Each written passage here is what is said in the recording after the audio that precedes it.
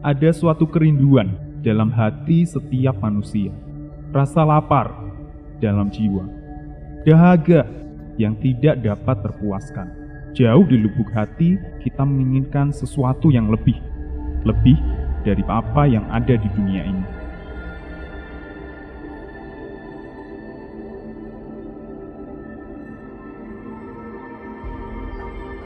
Aku ingin melihat apa yang baik bagi anak-anak manusia untuk dilakukan di bawah langit selama beberapa hari kehidupan mereka.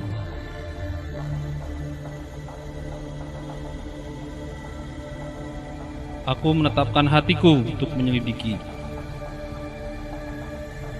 Aku berkata dalam hatiku, mengapa selama ini aku begitu berhikmat? Sebab orang berhikmat, seperti orang bodoh, akan dilupakan.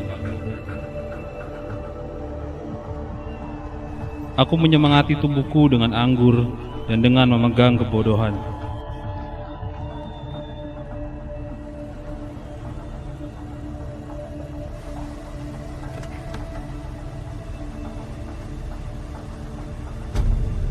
Aku tidak menahan hatiku dari segala kesenangan. Namun, semuanya adalah kesia-siaan dan usaha mengejar angin.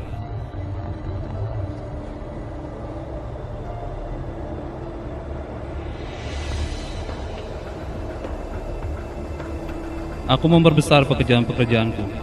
Aku membangun. Aku membeli. Aku juga mempunyai. Aku menjadi besar.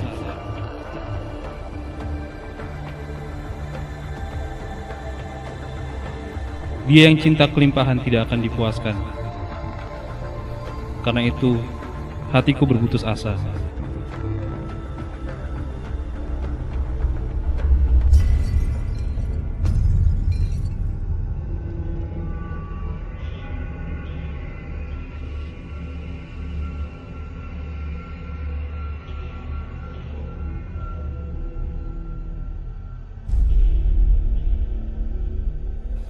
Satu generasi pergi dan generasi lain datang. Kenangan tentang mereka telah dilupakan. Kasih mereka, kebencian mereka, dan kecemburuan mereka sudah lenyap.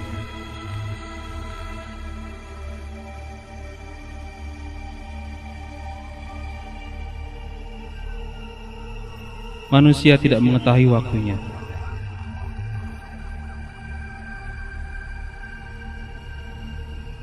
Itulah akhir semua manusia.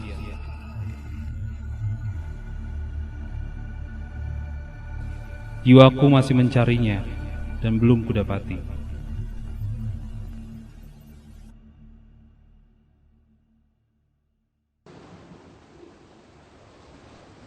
Ada satu pribadi yang dapat memberi makna, kepuasan, sukacita, dan damai ke dalam hidup Anda. Sebab hanya Dia yang dapat mengisi kehampaan itu. Dialah satu-satunya yang dapat memuaskan dahaga dalam jiwa kita. Sampai kita menemukan Dia, kegelisahan itu akan selalu ada. Suatu kerinduan yang Ia tempatkan dalam hati kita. Sebab seperti rasa haus yang harus ada untuk membuat seseorang mencari air, kerinduan dalam hati kita ini ada untuk memanggil kita kepada Allah. Dalam hati setiap manusia, Ia telah menempatkan kekekalan. Tidak ada satupun kecuali Allah yang kekal, yang benar-benar dapat memuaskan kita. Dan hanya melalui kitabnya, yaitu Alkitab, Anda akan diperkenalkan kepada Allah yang kekal ini, yang untuk mengenal Dialah Anda diciptakan. Namun sebelum kita benar-benar membuka Alkitab dan mulai melihat apa yang dikatakannya, ada beberapa fakta penting tentang Alkitab yang perlu kita ketahui. Alkitab adalah kumpulan dari 66 tulisan yang disebut kitab. Bahkan kata Alkitab berasal dari kata Yunani yang berarti kitab-kitab. Bila Anda membuka Alkitab Anda, pada halaman-halaman awal Anda akan menemukan daftar kitab-kitab ini. Dan kitab-kitab ini dibagi menjadi dua bagian yang dikenal sebagai Perjanjian Lama dan Perjanjian Baru. Agar lebih mudah membacanya, Anda akan melihat bahwa setiap kitab dibagi ke dalam pasal dan ayat. Di sepanjang seri video ini, referensi untuk setiap ayat yang kami baca akan muncul pada layar supaya Anda dapat melihat nama kitab, nomor pasal, dan nomor ayatnya. Jadi, ikutlah dengan membaca Alkitab Anda untuk menilai akurasi dari segala sesuatu yang Anda dengar ini, sehingga keyakinan Anda terletak pada apa yang Allah katakan. Di sepanjang sejarah, Alkitab terus menjadi buku yang terlaris di dunia. Alkitab, atau beberapa bagiannya, telah diterjemahkan ke dalam hampir 2.500 bahasa yang berbeda. Alkitab adalah buku yang paling sering dikutip, paling banyak dibaca, dan paling banyak dicetak di sepanjang sejarah. Buku ini telah memberi dampak, menyentuh, dan mengubah hidup bagi banyak orang di sepanjang zaman. Namun dari mana Alkitab berasal? Siapa yang menulisnya? Allah memakai 40 orang yang berbeda untuk menulis Alkitab. Namun yang perlu Anda pahami adalah bahwa buku ini hadir dengan cara yang benar-benar unik dan mengagumkan. Sebab kebanyakan penulisnya tidak pernah saling bertemu dan banyak dari mereka tidak hidup pada periode waktu yang sama. Alkitab ditulis selama rentang waktu lebih dari 1.600 tahun dan banyak dari para penulisnya hidup di tempat-tempat yang sama sekali berbeda, mulai dari Babel kuno sampai Roma. Naskah-naskah yang dikumpulkan menjadi Alkitab ditulis di Eropa, Asia, dan Afrika dan dicatat dalam 3 bahasa utama pada zaman itu, yaitu Ibrani, Aram, dan Yunani. Selain para penulis ini hidup di tempat dan zaman yang berbeda, profesi mereka pun berbeda-beda. Salah satu penulisnya adalah seorang pangeran Mesir. Yang lain, seorang pemimpin militer. Sebagian yang lain adalah para nelayan. Bahkan beberapa dari mereka adalah gembala ternak. Ada pula yang berprofesi sebagai dokter. Bahkan seorang lagi adalah pemungut cukai bagi kekaisaran Romawi. Namun itu baru beberapa dari antara mereka. Seseorang mungkin mengira bahwa situasi yang berbeda-beda itu akan menghasilkan sebuah buku yang penuh dengan kontradiksi. Namun kenyataannya, tulisan-tulisan yang berbeda-beda ini menyatu dengan sempurna. 2 Timotius 3 ayat 16 menjelaskan bahwa Alkitab dinampasi oleh Allah. Dan dalam 2 Petrus 1 ayat 21 dikatakan bahwa kata-kata dalam Alkitab tidak pernah muncul dari keinginan manusia. Sebaliknya, atas nama Allah berdasarkan pimpinan Roh Kudus. Allah memberitahukan pada para penulis ini apa yang harus mereka tulis. Contohnya, dalam Yeremia 1 ayat 2 terdapat kalimat ini. Firman Tuhan datang pada zaman Yosia. Ada lebih dari 3.800 kalimat seperti ini dalam Alkitab. Setiap kalimat menekankan bahwa Allah adalah penulis sejati buku ini. Karena Allah sendiri yang menulis Alkitab, artinya apa yang tertulis di sini akurat secara historis. Di sepanjang zaman, arkeologi telah menegaskan akurasi Alkitab ribuan kali. Bahkan detail terkecil sekalipun dari bagian firman yang kurang dikenal telah terbukti sesuai dengan sejarah. Contohnya dalam Yesaya pasal 20, disebutkan bahwa panglima yang diutus Sargon, Raja Asyur, datang ke Asdod untuk memerangi dan merebutnya. Para ahli sejarah sudah tidak asing lagi dengan kerajaan Asyur. Tetapi seorang raja bernama Sargon menyerang suatu kota bernama Asdod. Beberapa kritik Alkitab mempertanyakan kebenaran dari peristiwa itu. Namun, pada tahun 1843, ada suatu penemuan mengejutkan dari penggalian arkeologi di Irak Utara, di suatu desa bernama Khorsabad. Paul Emil Botta, seorang arkeolog terkenal, menemukan istana Raja Sargon, dan di sana, semakin menambah keheranan para kritik, terukirlah pada tembok istana sebuah deskripsi tentang peristiwa yang tertulis dalam Alkitab, penyerangan Raja Sargon ke kota Asdod. Majalah Time pernah menulis suatu artikel tentang mantan dekan arkeologi di Palestina, Dr. Nelson Glueck. Artikel tersebut, penggalan-penggalan sejarah, mengatakan dengan bantuan Alkitab, Dr. Nelson Glueck telah menemukan lebih dari 1000 situs purbakala di wilayah Transjordan dan 500 situs lainnya di Negev. Dr. Nelson Glueck menulis buku berjudul Sungai-Sungai di Padang Gurun. Di dalamnya ia berkata bahwa belum pernah ada satupun penemuan arkeologi yang bertentangan dengan Alkitab. Seorang profesor Skotlandia yang terkenal dari Universitas Oxford, Sir William Ramsay, menyimpulkan bahwa Alkitab bukan hanya sekedar catatan sejarah yang dapat sepenuhnya dipercaya, tetapi sesungguhnya merupakan perkataan Allah sendiri.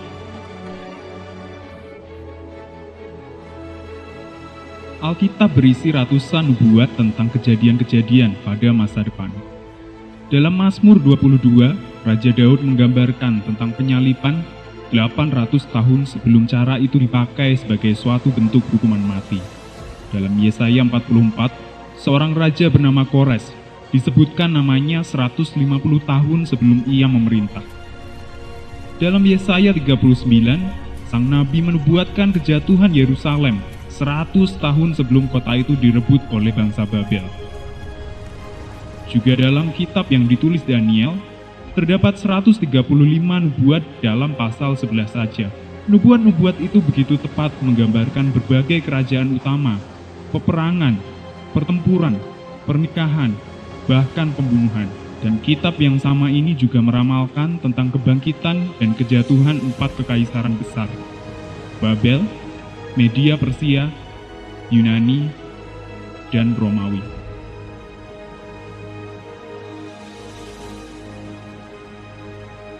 Alkitab memiliki satu alur cerita yang menghubungkan semua detail dan kejadian. Melalui seluruh drama dan penggambaran yang tertulis, terdapat satu tema yang membuat keseluruhan kisah ini masuk akal. Dan satu pesan Alkitab inilah, alur cerita utama inilah yang akan tersingkap selagi kita mempelajari kitab ini bersama-sama. Namun, tidak seperti buku lainnya, pesan Alkitab berasal dari Tuhan dan berkuasa untuk mengubahkan seluruh hidup Anda. Jadi, kisah kekal apa yang terdapat dalam Alkitab? Tidak ada tempat yang lebih baik untuk memulai selain dari permulaannya. Hal pertama yang dapat kita pelajari tentang Allah terdapat dalam ayat yang paling pertama dalam Alkitab. Jadi, buka Alkitab Anda di Kejadian 1 ayat 1. Pada mulanya Allah menciptakan langit dan bumi. Seperti yang Anda lihat, tidak ada penjelasan apapun di sini. Ayat ini hanya mengatakan bahwa sejak permulaan Allah sudah ada. Bahwa sebelum waktu dimulai, Allah sudah ada. Itu dikarenakan Allah adalah kekal. Ia tidak memiliki permulaan, dan ia tidak akan pernah berakhir. Itu sulit dipahami oleh pikiran kita karena sebagai manusia, kita dibatasi oleh waktu. Kita dapat membicarakan tentang masa lalu dan hari-hari kemarin. Kita dapat mengingat semua hari yang telah berlalu, tetapi kita tidak dapat memutar waktu.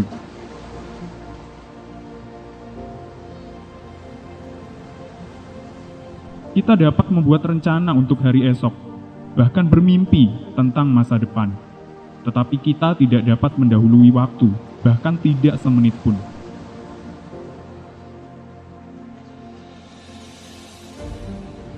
Namun Allah tidak seperti itu.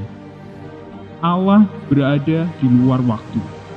Allah hadir pada masa lalu, masa sekarang, dan masa depan, sekaligus pada waktu yang bersamaan. Mazmur 90 ayat 2 mengatakan begini, dari selama-lamanya sampai selama-lamanya, Engkau adalah Allah. Ia tidak pernah berubah, tidak pernah menjadi lelah, dan tidak pernah berkurang. Allah itu kekal. Sebagaimana Allah tidak dibatasi oleh waktu, Allah pun tidak dibatasi oleh ruang. Kita, manusia, sepenuhnya dibatasi oleh ruang. Sekalipun kita sangat ingin berada di dua tempat sekaligus, kita tidak bisa. Seberapapun cepatnya kita dapat berpergian, atau seberapapun padatnya jadwal yang menanti kita hanya bisa berada di satu tempat pada satu waktu. Namun Allah tidak seperti itu. Allah mengatakan bahwa Allah Maha Hadir. Dengan kata lain, Allah berada dimanapun pada saat yang bersamaan. Itulah sebabnya Daud menulis dalam Mazmur 139, Engkau mengepung aku dari belakang dan depan. Engkau menaruh tanganmu ke atasku. Kemana aku dapat pergi dari rohmu? Atau kemana aku dapat melarikan diri dari hadiratmu? Jika aku menaiki langit, engkau di sana. Jika aku menggelar tempat tidurku di dunia orang mati, engkau ada di sana. Jika aku mengambil sayap-sayap fajar dan diam di bagian laut paling ujung, di sana pun tanganmu akan menuntun aku, dan tangan kananmu memegang aku. Ada hal lain yang kita pelajari tentang Allah dalam keempat kata pertama ini. Kitab Kejadian ditulis dalam suatu bahasa yang disebut Ibrani. Dan kata Allah dalam bahasa Ibrani adalah Elohim. Namun Anda mungkin berpikir, apa pentingnya hal ini? Dalam bahasa Ibrani, kalau Anda mau mengucapkan kata malaikat, Anda akan mengucapkan seraf. Namun, bila Anda mau mengatakan malaikat, jamak, Anda akan mengatakan serafim. Jadi, apa Anda mulai paham? Dalam bahasa Ibrani, kapanpun Anda melihat imbuhan im di akhir kata, itu berarti jamak. Jadi kenapa nama untuk Allah, Elohim, memiliki imbuhan im di akhir katanya? Imbuhan akhir jamak yang terdapat dalam nama Elohim merupakan indikasi paling awal yang kita temukan dalam Alkitab bahwa Allah yang satu menyatakan dirinya sebagai tiga pribadi, bahwa Allah itu Tritunggal. Kata Tritunggal adalah istilah yang dipakai para pakar untuk menggambarkan suatu karakteristik Allah yang terdapat dalam Alkitab. Dr. Arnold Fruchtenbaum, seorang pakar bahasa Ibrani yang terkenal, menulis bahwa kitab suci bahasa Ibrani menuliskan Allah sebagai satu oknum dalam tiga pribadi, dan Perjanjian Baru menerangkan lebih banyak tentang hal ini, menyingkapkan Dia sebagai Bapa, Anak, dan Roh Kudus, yang masing-masing bersifat kekal, setara, dan berbeda. Kebenarannya adalah bahwa Allah itu tidak terbatas. Bagi kita, manusia yang terbatas, bisa benar-benar memahami Allah akan sama seperti mengharapkan semut kecil untuk bisa belajar membaca. Mustahil bagi semut untuk bisa memahami konsep bahasa kita yang paling dasar sekalipun. Begitu pula dalam Alkitab, Allah telah memberitahukan banyak hal kepada kita tentang sifatnya, tetapi mustahil bagi kita untuk bisa sepenuhnya memahami Allah. Namun, tak dapat mempercayai bahwa apa yang Alkitab katakan tentang Dia itu benar. Pada mulanya, Allah menciptakan langit dan bumi. Allah, Dialah perancang dan pencipta segala sesuatu yang ada. Namun, apa yang Allah pakai untuk menciptakan segala sesuatu? Bila Anda membuka Alkitab Anda, lihatlah ayat 3. Kemudian Allah berfirman, "Jadilah terang." Lalu terang itu jadi. Jadi apa yang tertulis di sini? Dikatakan Allah berfirman. Alkitab tidak berkata Allah merakit, atau Allah membentuk, atau Allah mencetak.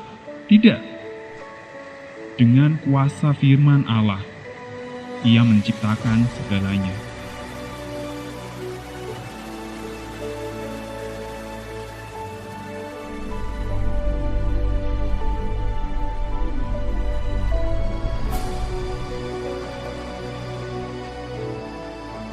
Allah menciptakan segala sesuatu.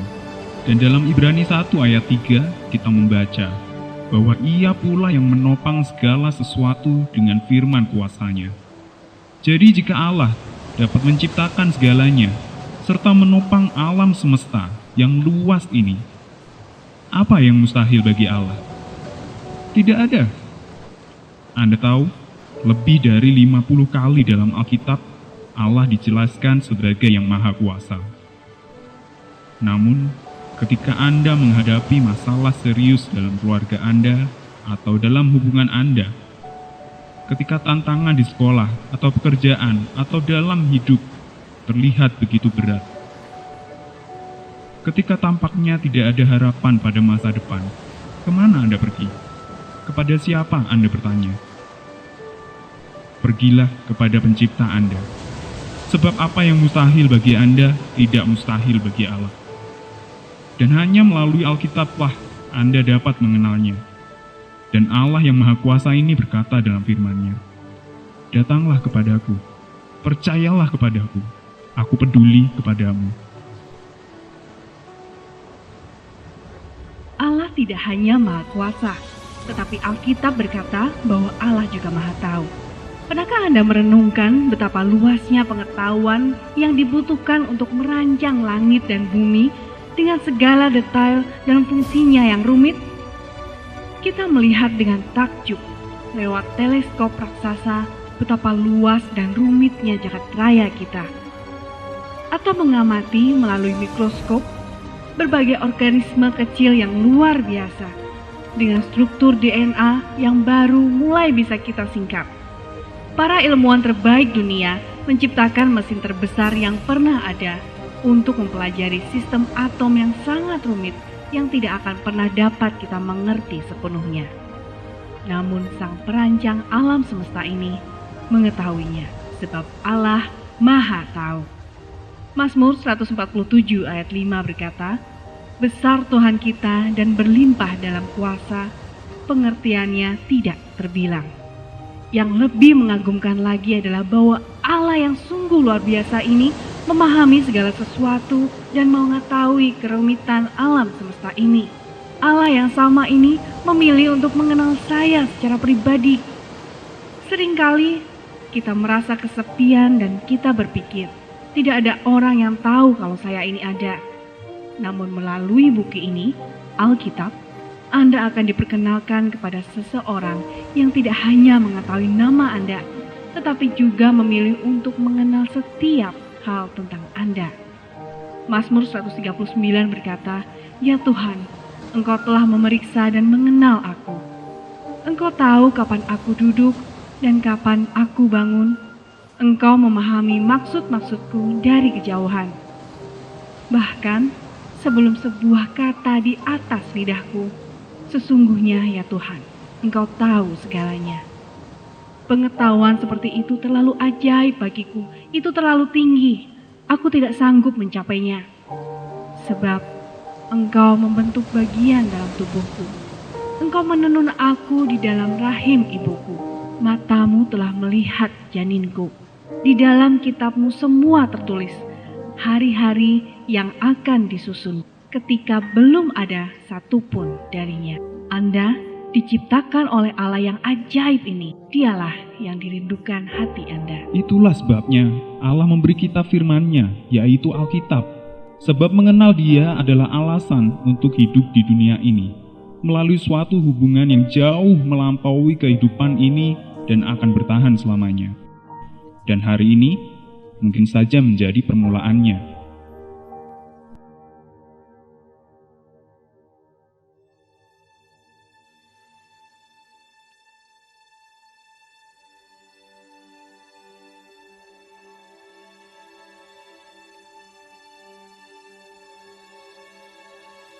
Ada suatu kerinduan dalam hati setiap manusia. Minggu ini, ambillah waktu untuk memperhatikan betapa singkatnya hidup ini, serta kegelisahan yang menggerakkan orang dimanapun untuk mengejar kepuasan jiwa mereka yang dahaga. Ingatlah bahwa kerinduan-kerinduan dalam hati Anda ini dimaksudkan untuk memanggil Anda kepada Allah, satu-satunya pribadi yang dapat benar-benar memuaskan Anda.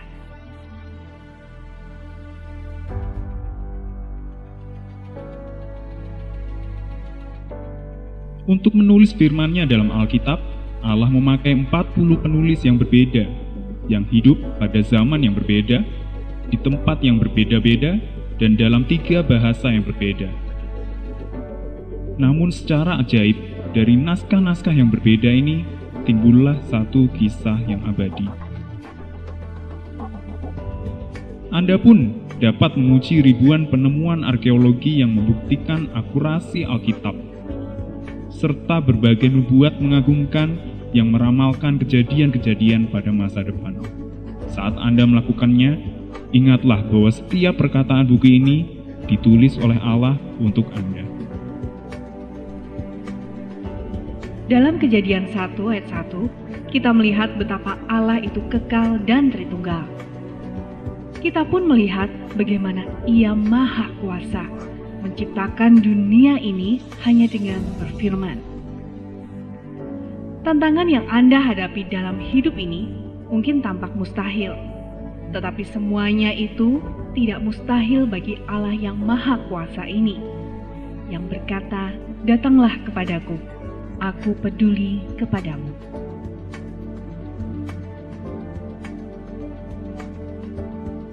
Kita melihat bahwa Allah itu maha hadir dan maha tahu. Sebagai perancang alam semesta ini, Ia mengetahui setiap detail dan fungsinya yang rumit. Anda mungkin merasa kesepian, mengira bahwa tidak ada seorang pun yang sadar bahwa Anda ada. Namun Allah yang sama ini memilih untuk mengenal Anda secara pribadi, dan Ia sudah terlebih dahulu mengetahui segala sesuatu tentang Anda. Sekarang Anda memiliki kesempatan untuk mengenal Dia melalui firman-Nya, yaitu Alkitab.